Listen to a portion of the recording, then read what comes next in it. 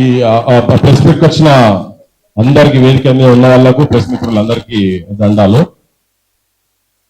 సామెతన్నది మా వాళ్ళు మంచికి గొంగడేస్తారు లేకుంటే గొడ్డలు పడతారని. ఇప్పుడు ఆ మంచికి గొంగడేసి కానీ ఇప్పుడు గొడ్డ ఎవరి మీద పట్టాలో అర్థమవుతలేదు. ఇంట్లో మీద పట్టాలా బయట మీద పట్టాలని ఈ ముఖ్య ఉద్దేశం ఇక్కడ ఏంటంటే ఈ భూమి గురించి కోకాపేటలో కుర్మాలకు ఇచ్చినటువంటి భూమి గురించి ఇవాళ ప్రస్తావన వచ్చింది. ఈ మనోళ్ళు వేదిక మీద ఉన్న వాళ్ళందరూ కొంతమంది ఇంటి దొంగలు ఉన్నారు ఇలా అని అంటున్నారు. సరే, నేను వాళ్ళందరిని ఎవరిని ఇప్పుడే దొంగలను అనదలుచుకోలేదు.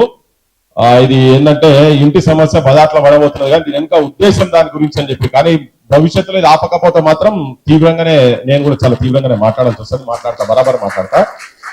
కానీ కొద్దిగా మనోళ్లకు కొద్దిగా సోయి వచ్చేటందుకు నేను చిన్న ఇష్యూ చెప్పదలుచుకున్నాను. ఏంటంటే పోయిన ప్రభుత్వంలో ఉద్దేశం దేని గురించి అంటే పేదరికంలో ఉండి గొర్రెలు కాసుకొని ఎక్కడో మన్యం పోయి కర్ణాటకలో ఇక్కడికి వచ్చి ఇక్కడ కర్ణాటక పోడు మహారాష్ట్ర పోడు గొర్రెలను మేపుకుంటా ఇంకా ఆడిపాడే వయసులోన చదువు సంధ్యాలేమీ లేక గొర్రెల కాసి బర్రెల కాసి సిన్ని తమ్మయ్య నువ్వు గోవుళ్లలో కలిసినావా సిన్ని తమ్మయ్య అని ఇప్పుడు 50 ఏళ్ళ కింద ఉన్నది. ఇప్పటికి కూడా అదే స్థాయిలో ఉన్నదైతే ఎవరైనా ఏ సమాజమైన విద్వాన్ సర్వస్వ పూజ్యతే. ఎవరి చేతులైతే విజ్ఞానం ఉంటుందో ప్రపంచంలో ఎక్కడ పోయినా కానీ కంచాయిలాగా ఇక్కడెక్కడో తారనాకలో మూలకు చిన్న ఫ్లాట్ లో ఉంటాడు. కానీ ఆయన పేరు ఆయనకి ఏమైనా అయితే యుఎస్ లండన్ పార్లమెంట్లు కూడా మాట్లాడతాయి. ఎందుకు? విజ్ఞానవంతుడు కావచ్చు. సో ఎక్కడో గుర్రలగాసే కంచాయిల గారు వచ్చి ప్రపంచ స్థాయి మేధావిగా ఎదిగిండు అనంటే చదువుకొని ఎదిగిండు. ఆ చదువు ఒక కంచాయిలకే పరిమితం కాకుండా ఆ జాతిలో ఉన్నటువంటి వాళ్ళందరూ గొర్రెల కాపర్లకు అందరికి కూడా రావాలనే ఉద్దేశంతో కావచ్చు దేనికో ఒక హాస్టల్ కు ఒక భవనం హైదరాబాద్ లో ఒక అడ్డా అది లాస్ట్ పోయిన గవర్నమెంట్ ఆలోచించి ఏదో ఇచ్చి ప్రొవైడ్ చేసారు. అది కూడా కులానికే ఉపజెప్పారు. మీరే మీ దాంట్లో ఉన్న కొంతమందిని అందరిని ఒక దగ్గర వేసుకుని కమిటీ వేసుకున్నారు. ఇప్పుడు రాజా బహదూర్ వెంకటరామరెడ్డి హాస్టల్ హైదరాబాద్ లో హ్యాబిట్స్ లో 1918లో కట్టిరు. 1918 ఆయన చాలా పెద్ద అంటే ఒక దిక్కు తిరుగుబాటు చేస్తున్నటువంటి వాళ్ళు ఉన్న తర్వాత కూడా ఆయనే నిజాంకు దగ్గరుండి ఆయనకు మంచి చెప్పుకొని అటో ఇటో చేసి ఆ భూమి అలాట్ చేయించుకున్నాడు. ఆ హాస్టల్ కట్టిండు.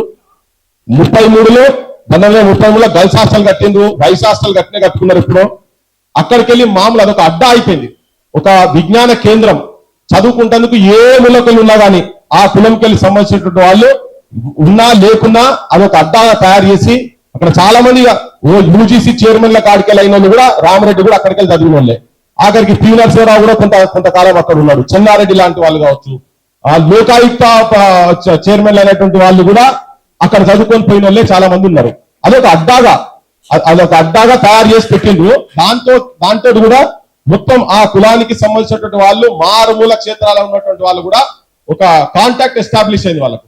ఎక్కడ ఎవరికి ఏం పని ఉన్నా ఏం అవసరాలున్నా ఏం ఇబ్బందులు ఉన్నా కానీ ఒకరికొకరు ఆపదలకు సంపదకు అన్నిటికీ ఆదుకునే స్థాయిలో అది ఉండే కాబట్టి వాళ్ళు రాజకీయ క్షేత్రంలో అవ్వల్ స్థానంలో ఇంత మెజారిటీ ఉన్న కింది కులాలు ఉన్న తర్వాత కూడా వాళ్ళు ఇంకా రాజకీయంగా కావచ్చు ఆర్థికంగా కావచ్చు సమాజంలో ఉన్నత స్థానంలో ఉన్నారు అని అంటే వాళ్ళు చదువుకొని వాళ్ళందరూ ఒకటైంది కాబట్టి ఇప్పుడు ఆ ఉద్దేశాలతోటి మనం ఏం చేస్తున్నారంటే మనకు అది ఇచ్చినట్టే ఇచ్చి ఇప్పుడు దాదాపు 32 కులాల పైన జాగాలు ఇచ్చారు. అందరికి ఇచ్చినట్టే ఇచ్చి మళ్ళా మనోళ్ళతోటే మన కళ్ళల్లో ఏళ్ళు పెట్టుడు కాదు కత్తులు పెట్టి కూర్చే ప్రయత్నం జరుగుతుంది. మీ ఇష్ట పెట్టుకున్న ఆయన కాడికి వచ్చింది. ఇప్పుడు ఏం చేయాలి? నడపాలి. ఎవరు నడపాలి అని అంటారు కావచ్చు. నడపడం చాలా మంది ఉంది ఇక్కడ. కంచెల గారి మూడబెట్టి పెట్టండి, నడుపుతారు. ఒక టీం పెట్టండి, నడుపుతారు. ఎందుకు నడపరు? కాదు ఎవరు నడుపుతారో అంటారట. కంచెల గారితో నేను మాట్లాడినా, అరే ఇదేంది, ఇది ఎక్కడ కథ, ఇది ఒక హాస్టల్ అంటే ఒక అడ్డా తయారైంది. పైసలు కూడా వాళ్ళే ఇచ్చిన, గవర్నమెంటే పైసలు ఇచ్చింది.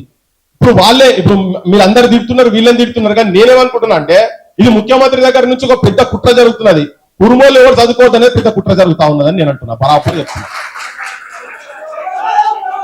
మీరేదో పాపం ఇప్పుడు బీర్లైలే అంటేనే వచ్చి కంచెల దగ్గర కూర్చొని మా ఊరికి కూర్చొని 10 లక్షలైనా ఇస్తాను నువ్వు పోవాలే. ఇంకో పెద్ద మంచి కూడా మీసాలు దువ్వే క్యామ మల్లేసన్నా కూడా చాలు అట్లట్టు ఉంటది, మా వాడికి మల్లేసి అంతా లంగ పని చేస్తున్నా అని చెప్పి అన్నారు. ఇప్పుడు అందరు ఒకటి ఎందుకు అవుతున్నారు అంటే పెద్ద అసలు సర్పం పడిగలేపింది. ఎవరు? రేవంత్ రెడ్డి రూపంలో ఉన్నటువంటి ఆయనే పడిగలేపి దీన్ని ఎట్టి పరిస్థితుల్లో ఒక విజ్ఞాన కేంద్రం కాదు, కానీయకుండా చేయాలి, వాళ్ళకి ఇచ్చినట్టు చేసి మన జాతిలో ఉన్నటువంటి వాళ్ళని దొంగలుగా చిత్రీకరించాలని చెప్పని వీళ్ళని తీసి ముంగడ పెట్టాడు.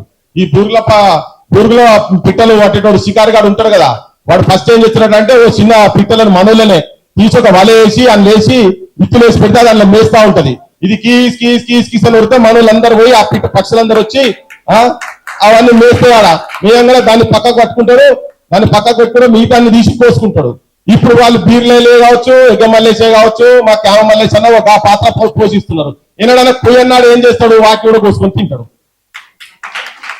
ఇప్పుడు మా జాతి అందరూ ఒక దగ్గర తీసుకొచ్చి పెట్టి వీళ్లకు మీరు పావులుగా వాడుకోబోతున్నారు. కులంలో మీరు శత్రువులుగా మిమ్మల్ని ముంగడ పెట్టి ఆ భవనం కట్టించి నారాయణ నారాయణ అంటే వారికి ఎంత ధైర్యం, ఎంత దమ్ము. వారికి గవర్నమెంట్, తెలంగాణ గవర్నమెంట్ ఉన్న తర్వాత గవాడెవడో వచ్చుడైంది.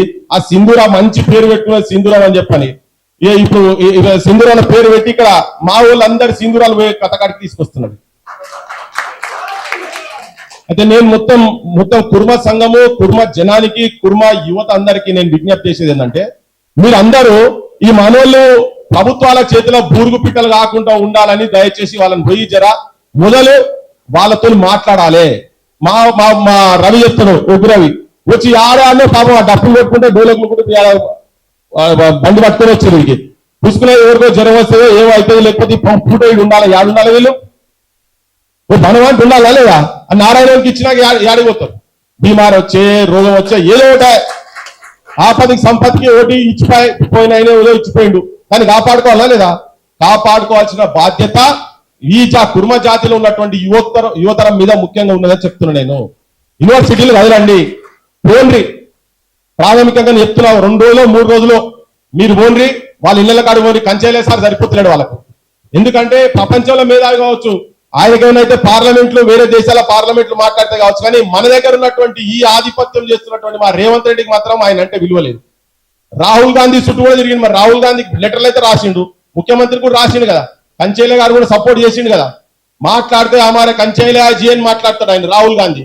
మరి కంచేలయాజీ అంటున్నాడు ఇలా ఆడ హాస్టల్కే ఉండాలి, అది వేరే దందాలు చేసే కాడికి రావద్దు అని. దాన్ని పెట్టేటప్పుడే దాని ఉద్దేశం ఏంటంటే, అది ఎవరికి ట్రాన్స్ఫర్ కావద్దు, ఎవరికి ఆర్థికంగా ఉపయోగపడద్దు, అది కేవలం సేవ చేయాల్సిన అవసరం ఉన్నది, ఆ కమ్యూనిటీకి సేవ చేయాలి, కుటుంబాలకు సేవ చేయాలనే ఉద్దేశంతో ఇచ్చినటువంటి దాన్ని వ్యాపార కోణంలో పెడుతున్నారంటే అలా రేవంత్ రెడ్డి వాటా ఒకటి ఉంటది.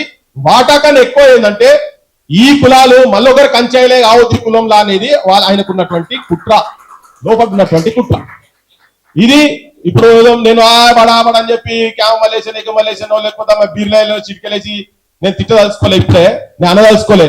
కానీ మీరు మీ అస్తిత్వము, మీ రాజకీయ భవిష్యత్తు, ఇవాళ మీరు తీసుకునేటువంటి ఈ నిర్ణయం, ఈ హాస్టల్ నిర్ణయము, దీని ఈ భూమి పూజ చేస్తున్నటువంటి నిర్ణయం మీద భవిష్యత్ ఆధారపడి ఉంటుందని చెప్పదలుచుకున్నా. ఎందుకు ఇవాళ వెనకటి కాలం కాదు, ఏదో అడవిలో పోయి మన్యం పోయి ఎవడు చెప్తే ఉన్నారా బాయ్ నా వాళ్ళు మా వాళ్ళు నేను ఉట్టిగానే బోర్లేస్తా అని చెప్పి అనుకునే కాలం కాదు ఇది. ఇవాళ ఇక్కడ నువ్వేం మాట్లాడితే గొర్రెలు కాసుకుంటే కూడా సెల్ ఫోన్లల్లా చూసుకోవచ్చు.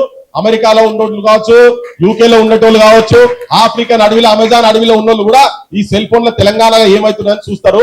అందుకనే నేను మీ ముగ్గురికి విజ్ఞప్తి చేయదలుచుకుని ఏంటంటే, అందరు మీ మీద ఏళ్ళు పెట్టి చూపిస్తున్నారు. మా దత్తాత్రేయ సార్ దగ్గర కూడా పోయిందట, అది ఎంత నిజమో అబద్ధమో నాకు తెలియదు, కానీ సార్ దగ్గర కూడా పోయిందట. పోయి మాట్లాడి జర కంచేలే సార్ ఇంటర్వ్యూ దగ్గర ఎట్లా చేసి ఫోన్ చేసి చెప్పు సార్ అని చెప్పిండట. నిజమేనా? అది కరెక్టేనా? కంచేలే సార్కు జర ఫోన్ చేసి చెప్పండి, కాపేదవంచికి నేనే చెప్తా, ఆయనే వింటాడు, మీరే పోయి వీళ్ళతో మీరు మాట్లాడుకోండి అని చెప్తున్నట. నేను దత్తాత్రేయ గారు కూడా చెప్పేది ఏంటంటే, మీరు కూడా చదువుకొని రాజకీయంగా అంత ఆ స్థాయి దాకా పోయి కాబట్టి రేపు ఈ ఉద్యమానికి మీలాంటి వాళ్ళు, ఇప్పుడు మేము వచ్చి మాట్లాడుతున్నాము, మీ కులంలో ఉన్నటువంటి వాళ్ళందరూ కూడా, రాజకీయంగా ఉన్నటువంటి వాళ్ళందరూ మీరు భవిష్యత్తులో ఇక్కడ మళ్ళా నెక్స్ట్ మీటింగ్ పెట్టినాడు అందరి వేదిక మీద ఉండేటట్టుగా ఉండేది ఉంటే సమాజానికి ఒక అద్భుతమైన మెసేజ్ పోతుంది. ఇలా నా బొట్టోడు మేము మాట్లాడితే ఏమనుకుంటారంటే, ఈ పృథ్వీరాజుగా పొద్దుగా లేస్తే ముఖ్యమంత్రి మీద పడతారు, ప్రభుత్వం మీద పడతారు అనేది మా మీద బదనాం ఉన్నది. మేము ఎంత నిజం మాట్లాడినా ఏం చేసినా కానీ వీళ్ళు ఆడిపోయినా ఆ కుమ్మెరపోయినా గదే చెప్తారు, వెలుగు మాటలమైనా గదే చెప్తారు అనే ముచ్చట ఉంటది. మేము ఎక్కడ వాస్తవం ఉంటుందో అక్కడ ఉంటాం. మేము ఏ నిస్సహాయ స్థితిలో ఎవరు ఉంటారో ఆడ ఉంటాం.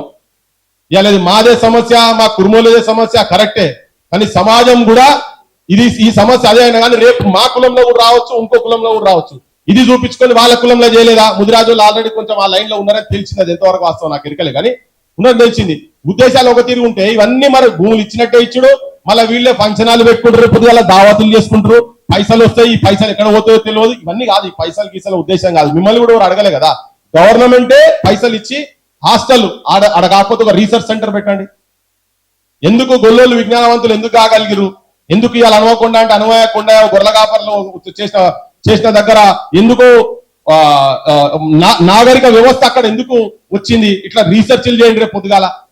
పిల్లలకు అందరికీ సహకారం చేసి ప్రపంచ స్థాయి విజ్ఞానవంతులను తయారు చేసేటువంటి కేంద్రాలను పక్కకు పెట్టి ఒక నారాయణ అటువంటి ఇన్స్టిట్యూట్ కు దీన్ని కిరాయికి ఇచ్చుడు, ఆ కిరాయి పైసలు వసూలు చేసుకుని సంఘ పనులు మరి వాళ్ళు తింటారా సమాజానికి పెడతారా తెలియదు. కానీ నేను మళ్ళొక్కసారి మొత్తం కుర్మ కులస్తులకు అందరికీ విజ్ఞప్తి చేస్తున్నా, అభ్యుదయ భావాలు ఉన్నటువంటి వాళ్ళకు కూడా విజ్ఞప్తి చేస్తున్నా.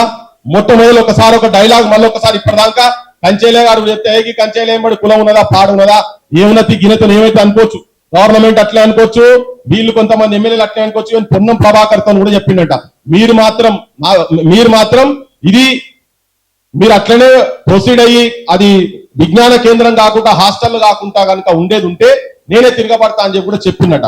అది ఇప్పటివరకు నాకు ఇంకా వీళ్ళు సంతకాలు చేసిన అగ్రిమెంట్ కాపీ నా దగ్గర రాలేదు.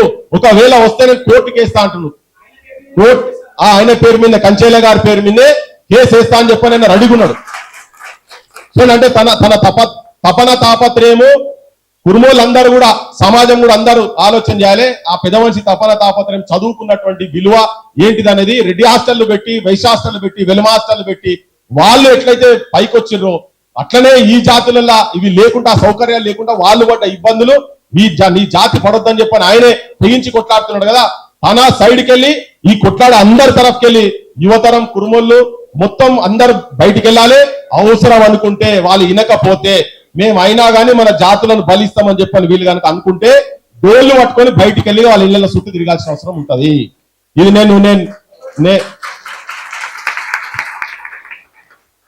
అందుకనే నువ్వు ఏ చేసినా ఎన్ని పైసలు సంపాదించినా విజ్ఞానవంతులు కాలేరు. కనుక ఇవాళ ఒక అద్భుతమైన అవకాశము అక్కడ కోకాపేటలో ఒక భూమి ఇచ్చి ఒక షెల్టర్ ఇచ్చి మనోళ్ళందరికీ రేపు అవసరం అయితే ఒక పెద్ద కల్చరల్ సెంటర్ ఇవాళ ఉగ్రవి టీం అంతా ప్రపంచ స్థాయిలో పోయి మొత్తం ఎక్కడెక్కడో పోయి వాళ్ళు ప్రదర్శనలు ఇస్తున్నారు. ఇక్కడ మన న్యూజిలాండ్కి వెళ్ళి వస్తే వాళ్ళు అసలు ఏం వీళ్ళ ముంగట వాళ్ళది దేనికి పనికిరాలే. అటువంటి అన్ని చేస్తున్న ఒక కేంద్రం లేదు వాళ్ళకి, ఇక్కడ సెంటర్ లేదు. ఎక్కడెక్కడో ఊర్ల పంట పోయి ఏదో చెట్ల కింద ఎండకెండి వానకు దడిసి ఆ చలికి వనికి ప్రాక్టీస్ చేపిస్తున్నారు. ఇక్కడ ఒక సెంటర్ ఉండి ఒక ఫ్లోర్ మొత్తం వాళ్ళకే ఉండేది ఉంటే ఇలా ఏ ప్రపంచంలో ఏ దేశానికి ఎక్కడ పోయినా కానీ ఆ కళారూపాన్ని అద్భుతంగా ప్రదర్శించేటువంటి అవకాశం ఉంటది కదా. సో అటువంటిది ఏం లేకుండా చేసేటువంటి కుట్ర జరుగుతున్నది కనుక ఈ జాతులు మేల్కోవాల్సిన అవసరం ఉన్నది. ఇది ఒక్క కుర్మూలకే సంబంధించి కాదు, దీన్ని చూపించి భవిష్యత్తులో అందరూ కూడా అదే బాట పట్టే ఛాన్సెస్ ఉంటాయి. ఎందుకంటే పాలకులకు కిందోళ్ళు ఎవరు చదువుకోవద్దు, వీళ్ళకి చదువుకునే అడ్డా ఉండొద్దు అనేది కుట్ర జరుగుతున్నది అని చెప్పి అది ఇప్పుడు రేవంత్ రెడ్డి రూపంలో జరుగుతున్నది కనుక తస్మాత్ జాగ్రత్త అని చెప్పదలుచుకున్నాం. మీరు భవిష్యత్తులో ఏం కార్యాచరణ చేస్తారో మమ్మల్ని ఇన్వాల్వ్ చేస్తారా చెయ్యరా తర్వాత సంగతి. మేము చేయకుండా బయట ఉండి మేము మాట్లాడతాం. మీ కులపులకే పరిమితం అయితే కూడా మేము కూడా మీకు సంఘీభావం ఉంటాం. దేనికంటే దానికి ఉంటాం, అది మంచిది అయినప్పుడు. ఇంత ముందు కూడా దాని అనుభవాలు ఉన్నాయి. మేము ఇక్కడ సికింద్రాబాద్ లా బన్సిరాల్పేట శ్మశాన వాటిక అది కూడా ఇంటి దొంగలే కబ్జా చేసి మార్వాడోళ్ళ కుప్ప చెప్తే దాని మీద ఎట్లా యుద్ధం చేసినామో సమాజానికి ఎరుక. టైర్ల ఫ్యాక్టరీలు మార్వాడోళ్ళ మీద అక్కడ కూడా ఇదే బీర్లైలే ఆయన కూడా సారుగా ఆమ్యామ్య ముట్టిలే. ఆ పెద్ద మనిషి కూడా కుర్మోళ్ళ దాంట్లో డాక్టర్లనే కేసులు పెట్టించి లోపడేసింది. అంత పెద్ద మహానుభావుడు ఆయన. ఆ బైండ్ ఓవర్ కేసులు పెట్టించింది ఆయనే. సో అందుకనే ఏంటంటే వీళ్ళందరూ మన గురించి పనిచేస్తలేరు, వాళ్ళు మన మందల కట్టి మందల ఈంటున్నారు అంతే కదా. ఇది గొల్లల భాషలా మంచిగా అర్థమవుతుంది, గొల్ల కుర్మల భాషలా ఈ మందల కడుతున్నారు. ఎందుకంటే ఈ మంద పేరు మీదే కదా ఆయనకు వచ్చింది. ఈయన చూపించే కదా ముఖ్యమంత్రి మొత్తం మీ వాళ్ళకంతా అధికారం ఇస్తున్నా ఇక్కడ ఒకరిని గద్వాల ఒకరిని చూపించి ఓట్లు కనుక్కున్నాడు ఆయన. అయితే మంది మందల ఈయన మంది మందల కట్టి మన మందల ఈయనటువంటి రావాలి. ఇప్పుడు మన దగ్గర కట్టి మంది మందల ఈయనటువంటి జాగ్రత్తగా ఉండాలి.